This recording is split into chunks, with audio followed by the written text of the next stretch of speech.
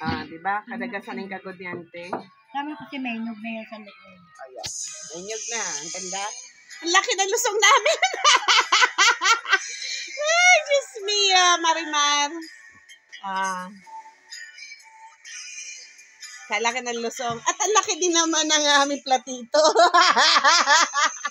Ganyan talaga. Dalawa lang naman kami friends kakain yan. Ayan, oh.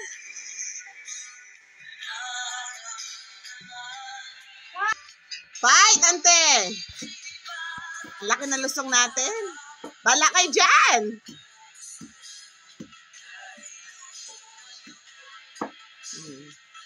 Ang laki ng bayo natin, ante, tapos yung lusong, ang liit. Ah! Ay, Diyos mia, Marimar.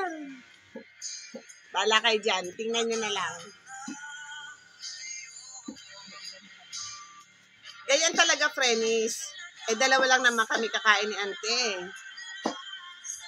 Ang aking busong anak naman ay hindi kumakain. Kaya kami dalawa lang. Sabi ni ante, tama na yan. Pwede din naman kung may magpa-sponsor sa Amosin Lusong ni ante, tatanggapin namin yan buong buo. Ah, diba?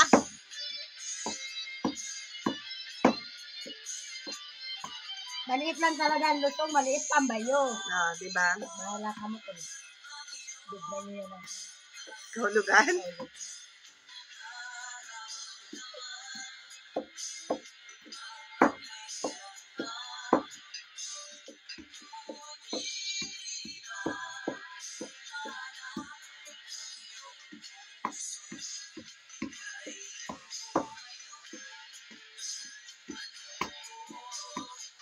Anong malungkot pinagsasabi nyo? Hay, masaya kami.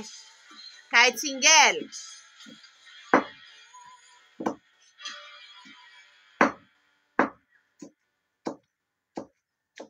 Malungkot talaga. Hindi naman malungkot ang buhay namin pag single, di ba? Sila lang may sabi.